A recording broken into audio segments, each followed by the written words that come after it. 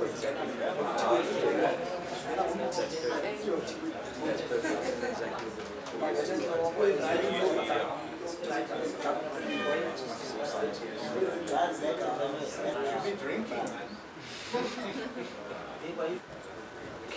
take a seat.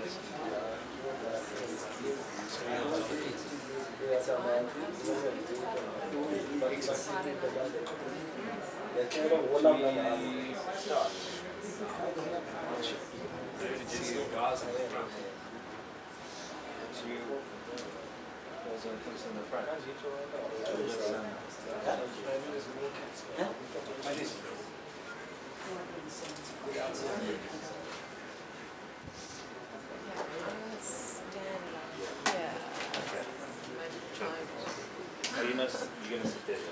See you there.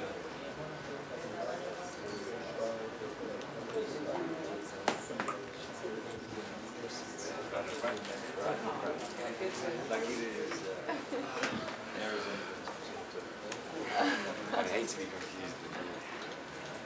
Okay. Welcome everybody to Infinite Quasi's talk on social media in a time of social movement. We're very happy to present our guest, Alex van Tonder. She is one of South Africa's well-known bloggers, and she has the blog Tape1 Girl. She's also won numerous awards, generally regarded as the Queen of Twitter. So is what I'm told. So we are very lucky to have her here, and very excited to have her come talk to us about social media and how it can be used by NGOs to better the communication that we undertake, and how we can link up with different social movements and what to do and what not to do when it comes to marketing a campaign. Followed by that, we'll have Zaki speaking for about 5 to 10 minutes, so it's half an hour by Alex, and then hopefully shorter. Maybe, yeah, a little bit shorter. And then then Zaki for 5 to 10 minutes, and he'll be speaking about the Arab Spring in Tahrir Square and how social media has impacted on revolution. So once we've done that, then we'll open up to the floor, and we hope, hopefully we'll stimulate the debate. Yeah. Cool. Cool. Welcome. So talk into mine. Yeah. Hi, my name's Alex. I'm just going to tell you a little bit more about my background, because the blog is relevant and whatever else, but my real background is marketing. I studied copywriting for advertising at the Red and Yellow School, and I ended up going into traditional advertising at an agency called Cam1. The kind of clients we've worked on, just to give you a background, are Johnny Walker, Adam Gray, Levi's Jeans, Kalula. So that's been my main job for the last 8 years of my life, and that's really where I come at social media from, is a marketing angle. And I said to Greg when he asked me to speak today, I thought what a nice thing would be to talk about was packaging your ideas for social media, and packaging all ideas, in fact, for mass consumption. Because I think that, look, I work in marketing and I work in advertising, and a lot of the time I realize what we do is fluff. You know, we sell things that people don't need a lot of the time. But I think what you guys do is pretty important. But I think that sometimes the packaging of the ideas lets it down, and it makes it maybe not as accessible to the public as it could be. So what I did, it's very chill. Please just stop me and ask questions, and if you don't understand what I'm talking about, please stop me as well. But I asked Twitter today to give me examples of NGOs they thought they were doing a good job in the online space, so I compiled those, and I'm going to talk very briefly about them. And then the other thing I want to talk about is Coney 2012, because so far it has been the biggest viral explosion ever in the history of the internet, and it's a social cause. And as someone from a branding background, where we have millions and millions at our disposal to create these kinds of viral explosions, we've never been able to do it on this scale. So it is currently being looked at as an amazing case study. Okay, who here is on Facebook? Okay, and then Twitter? Okay, and okay, so most of you are online, and right now there's this race to kind of create content online because everybody's woken up to the fact that it's really useful and really powerful to spread ideas and to reach people. And I think a lot of people are going about it in the wrong way. You know, we hire these kind of social media gurus and we hire expensive technology, digital agencies. I'm not talking about you. Guys, your social media is amazing. It's done really well and your website's optimized, looks great. So I can't really tell you anything like that. But there is this crazy race to kind of go big and be big online. And you know, I see a lot of stuff like this. Like, someone will start a blog or they'll start a website, they put 1 million buttons all over it, they'll start a Twitter account, they'll start a Foursquare, they start everything they can because they try to basically what I call colonize the web. So if you search within any strange program, you'll somehow come to this person's website or this course's website. And it's really all it's doing is cluttering stuff up, and I think it's diluting the message a lot of the time. So this to me isn't social media. And the self-promotion stuff as well, continually pushing your content in the faces of people that may not want it. That's not social media for me. The Oatmeal is a webcomic, and he goes viral on a regular basis because his work is funny because it's true. Can you explain what going viral is? Okay, going viral is when your idea is good enough for millions and millions of people to share it around the world, so the idea itself becomes contagious, like a virus. So, good examples of this would be, who's familiar with the Coney 2012 work? Okay. So, I mean, that's a really great example of something. I think it started on a Sunday night, and it peaked by the following Friday, and then by Sunday everyone had decided it was a load of nonsense, but the point is, it took 5 days. Within 5 days, they raised something like 53 million rand. It got 36 million views within 5 days as well. It's now on 85.5 million views. So that's like the best case scenario if you look at its positive sides. Now, what a lot of people do in the social sphere is they've got a cause and they've got an idea and they want to get it out there. So what they do is they spam people and they become like, you become like a walking bad advert. And a lot of people write on their friends' walls and they send emails and they say stuff like, hey, like my page, I just started this thing, will you vote for me? Hey, this is such a great cause, how can you ignore the fact that 20,000 rhinos are getting their horns chopped off every day? If you do ignore it, you're a bad person, you know? And the Oatmeal here in this comic, he says you don't walk around in real life talking like that. You don't go like, hey, listen, man, I'm really cool. Will you just like tell people you like me so that more people like me so I can be cool, you know? Like I always say, cool is as cool does. So if what you're doing has integrity, it will be picked up on naturally. You shouldn't strive to package yourself as something or an idea as something that's not.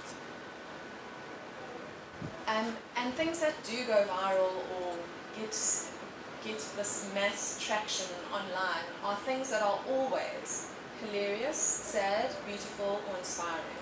And again, I'm in the marketing side of that. We know very well that people respond very badly to negative messaging. They respond very badly to being guilt-tripped. And what they do respond to, though, is hope and to, something that speaks to the better person within them. And I think that that's something always to bear in mind when you do want people to pick up on your idea and you want your cause to matter to people, is to appeal to the good in them rather than, walk around like a spam bot annoying people, actually. I'm just going to take you through a few things online that people recommend to me. This is Wake Up Call. And it has a Coney-esque, this is the revolution vibe about it, but it's an international site where you can submit a wake-up call to a country and its leaders, and along with other people, you can, other people who are interested in your cause, you can gain traction and you can put plans in place to make it happen. This is a little map of, a big map of all the wake-up calls that they've done so far. And then on that day, the 21st of the 2nd, 2012, which was in February, was the one big day that they did the action that they said they would do. So what it does, what a website like this does, is it makes Okay, another problem people have with social issues is that they don't know how to get involved, they don't know what to do. And I think what these sites are doing well is they're giving people an easy way to get involved. So this site goes join, look for an event that's happening in your part of the world, click on the Facebook URL, join it, stay up to date with it, and then take part in it. So they make it very, very easy for you. This is an NGO called To Write Love on Her Arms. I don't know if you've heard of it, but it's an Australian NGO, and they are an anti-depression and suicide organisation. And they've got a main website, and they've got a Facebook presence and everything else. And they talk about the fact that they would rather young people come to them instead of do drastic things if they're not in a good space in their lives. And of course, it was all inspired by a real story. But then what they've done is they've created this thing called Fear-Verse Dreams, where they go around documenting, they encourage other people to submit their fears, which are very often their dreams. Like, okay, this guy's not a great example, but this girl's fear and her dream is she wants to make a living from singing, but she's always too scared to. Another dream is I'm so scared that when the time comes for me to do something meaningful, I won't do it. So these guys do it really well. They're also quite Coney-esque. They've got an entire shop. So if you cannot actually get involved with the campaign, at least you can buy a shirt and that can help. I'll speak a little more about this buying thing a bit later. Give and Gain. This is a kind of like Facebook for activists. So you can find a cause that works, that you believe in, and you can find other activists, and you can join existing activities that work for causes. So this is their main site. These are a bunch of causes that are happening. So there's a rhinos cause happening.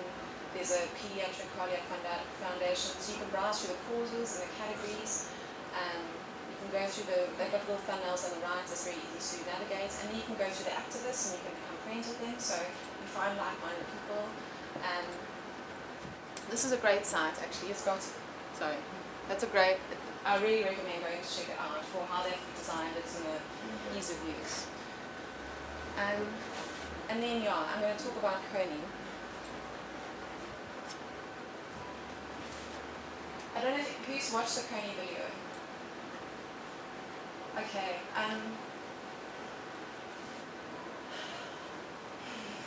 so much to say. The guy, Jason Russell, who created the Coney 2012 movement, if you do a bit of research on him, you'll see that he's an activist, but he's also a performer and a creative and a storyteller and an artist and a director. And if you go through the other videos on the Invisible Children's site, you'll see that some of them are pretty out there. There's one where he and his friends are doing a full-on Grease performance in the aid of some organizational cause, and it heavily features him. Okay? Now that's fine, but I think what it does tell us is that he is an entertainer, first and foremost. And I think that really worked in his advantage when it came to spreading his Get Rid of Joseph Coney message. The video opens with this: nothing is more powerful than an idea whose time has come, which is absolutely 100% true.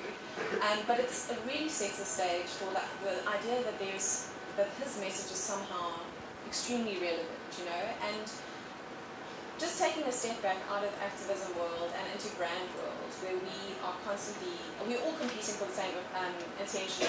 Brands compete for the same attention. Magazines compete for then compete for the attention of movie stars and books and writers. Everyone now competes for the same attention, and everyone has to kind of create content. So who's going to win in this race? It's going to be the guys who understand how to put on a good show. And while this might sound a little bit shallow, I really do think it is important. So Coney then started this show. And the first thing Jason Russell did was he created this villain, who was Joseph Coney. Now, he's been on this cause for a long, long time, and it started with a lot of integrity. You know, I'm not questioning the cause at all, but by the time this became mainstream, Joseph Coney had left Uganda in 2006 the Lord's Resistant Army, which is what this entire video is about, defeating, was disbanded years ago as well. So effectively this massive message came out to defeat someone who was already defeated. He was gone, it was finished. But they didn't stop Jason Russell, so he created this villain, Joseph Kony, and he created a mission. Now there's this whole big trend in business which is called gamifying, and it's everywhere. We're seeing it in marketing, we're seeing it in product design, even banks are using it when they design their programs, and basically what it means is creating a game out of a required interaction. So instead of saying, hey, Joseph Kony's bad, we should stop him, he created a villain, he created a mission, he gave you the tools, and then he created the world within which to go play. This gamifying thing is amazingly interesting, and there's a place in America called the Institute of Play, and what they do is study game tactics. And the reason it's become so big is that almost 50% of Americans spend a lot of time playing games. So they will work a 9-to-5 job, and then they'll come home and spend almost 2 to 4 hours every night playing games. And I don't mean games like Angry Bird or Mario Brothers, like really, really complicated games. So they'll play World of Warcraft, or they'll play Eve. And these are games where you have to understand and strategize and think of a whole new world. And these guys have been thinking, why do people spend so much energy doing this? And mostly it's because in our real lives, where we face real challenges, we don't get the reward of 50,000 points, and we don't get the secret mushroom that comes out of the cave, and we don't get these rewards that games give us. So now that people are starting to build game elements into everything, last year I worked on a product for a financial services product. Actually, you give it your banking details, and what it does. Okay, that's frightening. That sounds good. I But did it. yeah, but you sign over your banking details, and they find a way to make saving and not spending money frivolously fun. So, so there's a lot of investment in this, and Jason Russell happened to do it kind of incidentally. His mission, right, was to make Joseph Kony famous. Now, if you watch the Jason Russell documentary or this Stop Kony, he uses his son a lot in the video, and the son is so cute, you know, he's this little kid, and he's innocent, and he doesn't understand, and Jason says to his son, why can't we stop him? What's the problem? And the son says, I don't know. So he says, the problem is he's not famous. No one knows who he is. And then this huge dramatic flag marks on the screen and says, we will make him famous. So his call to action was then make Joseph Kony so famous. And by making him famous, everyone will know him and hate him and bring him down. Even though he's rigged down, but hey. So that mission though was easy to understand, and people could get behind it, and they could do it by clicking a button. They didn't really. He says, no, go print out papers and wallpaper the streets and whatever else. But you didn't have to go that far. You could literally just click a button, and it felt like you were doing something good for the children whom Joseph Kony was abusing and using as soldiers and sex slaves.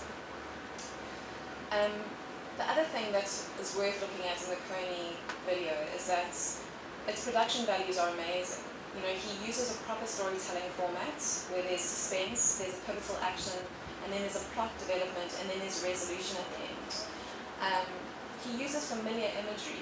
He uses the widescreens we all know and love. He uses the crowd pans, and this is important because from working in marketing, from working in advertising, and as someone who continually has to come up with new ideas, I don't believe people can process new ideas. I don't think that people can completely take a new idea and accept it. So what I call it, you have to kind of make a sandwich, where you take things that people are used to seeing and you coat it. So you take your first layer of bread, which people are used to. Your filling can be a new idea, but you've got to close it again with bread because, you know, a completely new idea is unreferenceable for most people.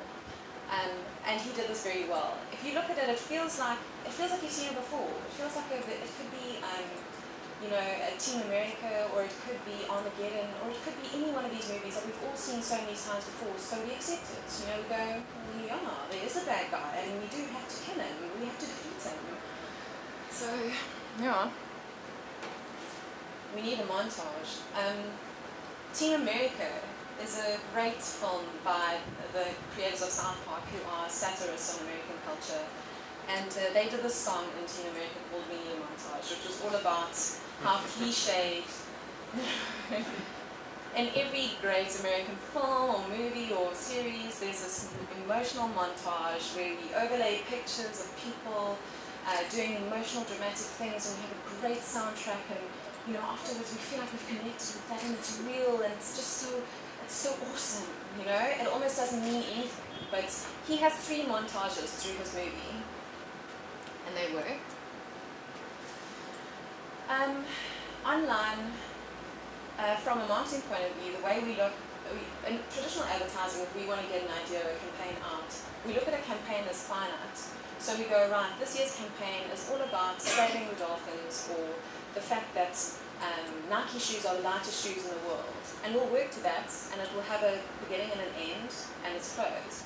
But what online has done is it makes us think kind of in perpetuity. There's no end to it. So now what we approach in a very different way. It almost becomes like telling a story, and what's the next chapter, what's the development. I think your storytellers will become more and more important, because no longer is it bang in with an idea and out again. What happens next? What happens next? So he tells this amazing story as well, using all these images. And I mean, if you look at the content, like if you go and you actually study all that content, it's not that meaningful. It's maybe a picture of a poster, it's a picture of a bunch of kids, it's an emotional picture of graffiti, whatever else. None of these things are terribly meaningful, but when seen in mass and all together and it never ends, it feels like this huge movement. It feels like something big and amazing, and it's really not easy to kind of create that effect for your own purposes. We do this a lot in traditional marketing. If you can influence an influencer who already has influenced themselves, you can kind of cut your job in half. So this is employed quite a lot in word of mouth marketing, where products are seeded or services are seeded, where you'll identify celebrities and you'll give them a product for free, because the thinking is that if they're seen wearing it or using it, it will then sell. And this does work. So what Coney 2012 did as well is they put all this pressure on high-profile people, and they set up a website where you could message Oprah Winfrey, and you could message Angelina Jolie, and you could message all these people. And what this website did is it tweeted at these celebrities over and over and over and over. And then what these celebrities did is, because every celebrity wants to be seen as important and as in touch with the world, and nobody these days wants to be seen as being not conscious of problems. Is that they picked up on it and they used it as their own kind of propaganda. It became a part of their own brand. And Angelina Jolie said very, with a lot of authority that yes, well, anyone who knows anything or has ever been to Africa knows that Joseph Kony is the one we want dead. Not still bearing in mind the fact that he's 8 years out of the country and whatever else, but no, she knew all about it. And George Clooney, he knew all about it as well. And what he really wanted, he said in his interview, was for Joseph Kony to enjoy the same amount of celebrity as him. That's what he really wanted. I promise you George Clooney hadn't thought about Joseph Kony before he was tweeted at 100 million times. But these guys did half the job for the campaign. And once the celebrities got on board, then it really just tipped and snowballed and snowballed.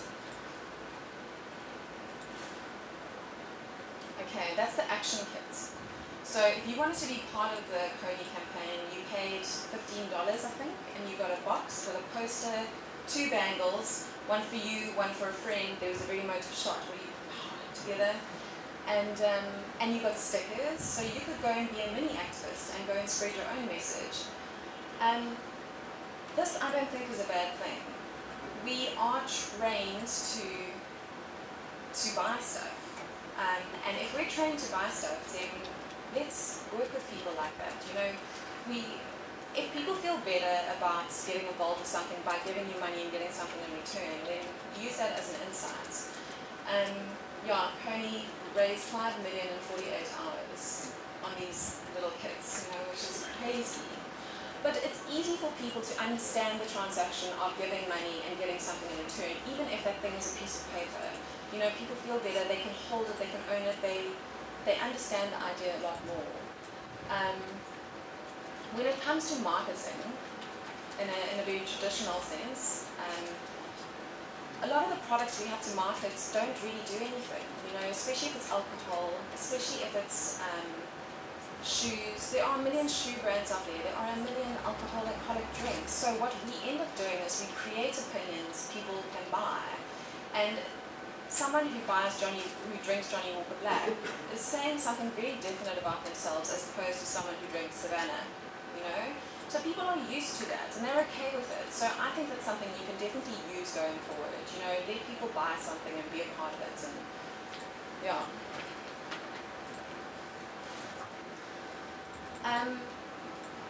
I just spoke about packaging the opinion, you know, branding the dream. That image at the end there was part of, with a little boy and his parents, was part of the Stop Coney 2012 dream. So they were going to reunite all these children that had been taken by Joseph Coney with their parents. This is a very emotive image, and it was then preceded by that Coney captured, and there was another dramatic shot of people changing the world. This stuff is cliched. It's probably not even true. That shot over there, I'm sure, was staged. You know, in fact, almost all the stuff in there is staged. I doubt it was stuff taken from real rallies. And whilst maybe not ethical, there isn't anything actually wrong with it if it's really going to bring your point across either. You know, it's going to tug at the heartstrings and it's going to help people imagine your end goal. So, yeah, package the dream. Package it in a way that it's relevant to people who you want to target and who you want to get on board.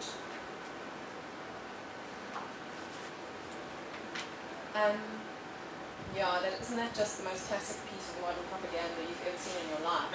The world agrees Coney is the worst. It's just a made-up newspaper headline. You know, in our world, you cannot have multiple messaging if you're selling a product or a brand. You're always forced to have one idea, and you must carry that through in everything you do, from the packaging of your product to the billboard to the design of the print ad. You cannot have a million messages. You cannot have a million goals. You cannot say, we are Nike, and we make shoes, and we make this, and we make that, and we make that, and we want the world to be great, and we do this, and we do that.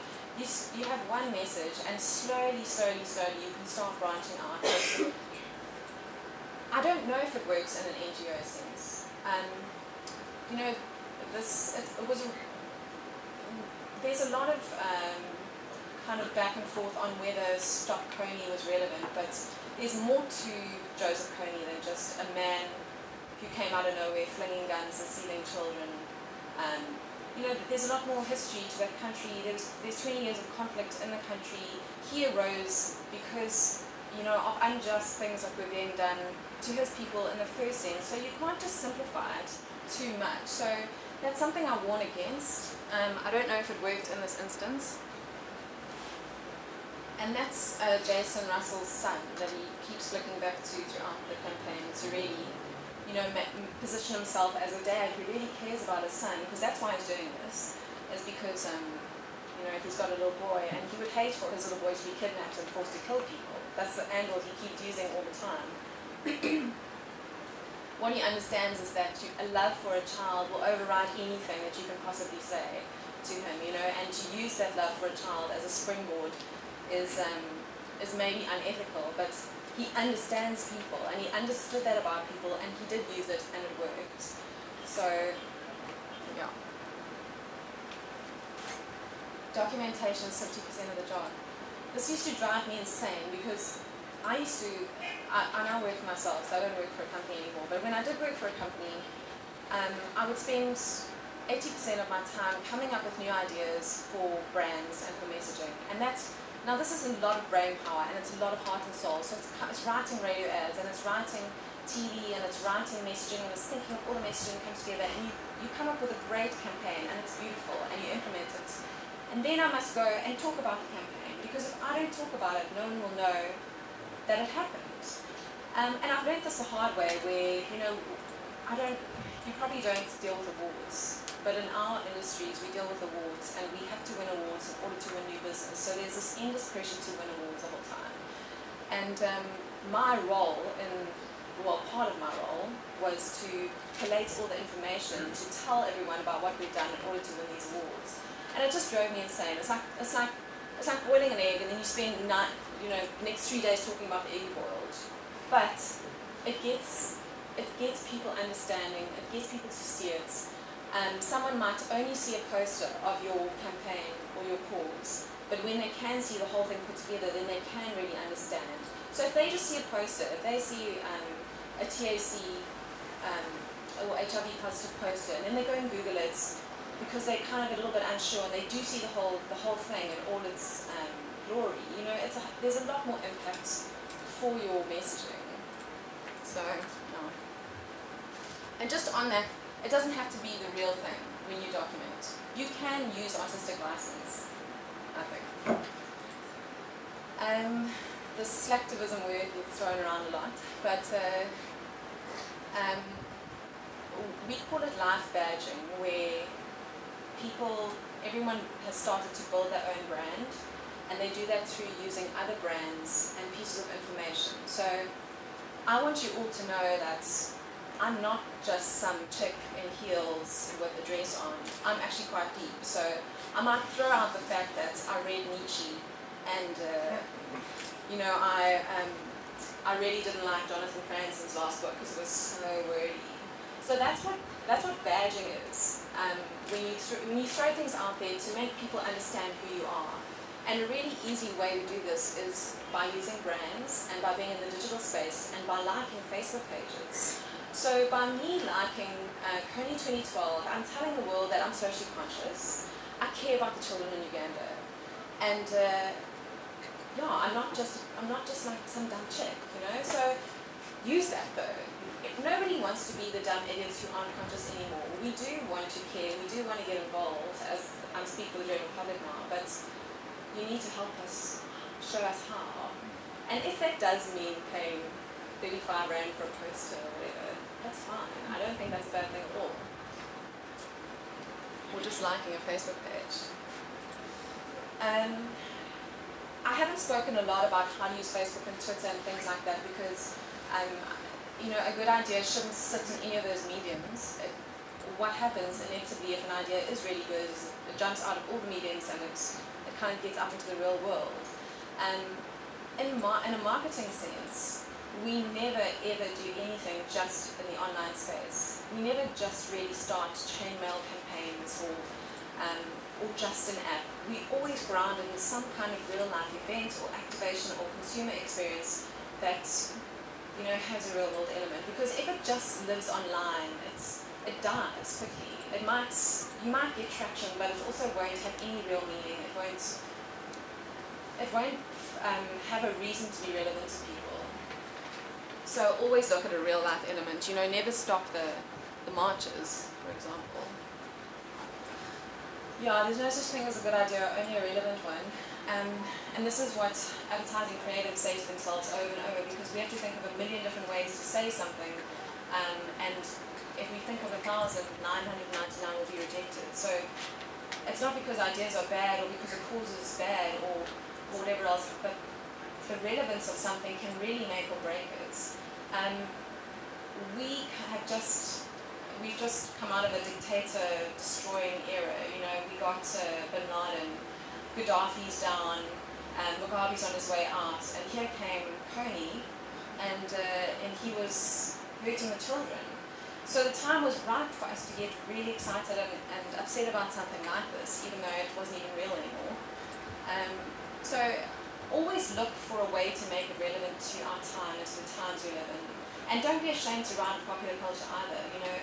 If someone like Paris Hilton, for example, can somehow better your cause because, for whatever reason, because she contracts HIV, if she becomes a springboard that you spring off, then so be it. But always try and find the relevance, because often that is what launches you into any kind of conscious sphere in the first place.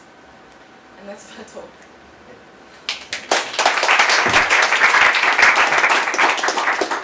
Thanks very much, Alex. So Zaki is going to not directly respond to that, but build on that for 10 minutes. Zaki, 5 to 10 minutes.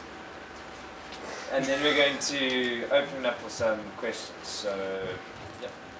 So I'm a little sleepy, so you have to excuse me. I want to talk about 3 things very quickly. Now, it's not going to be quick, but it will be between 5 and 10 minutes.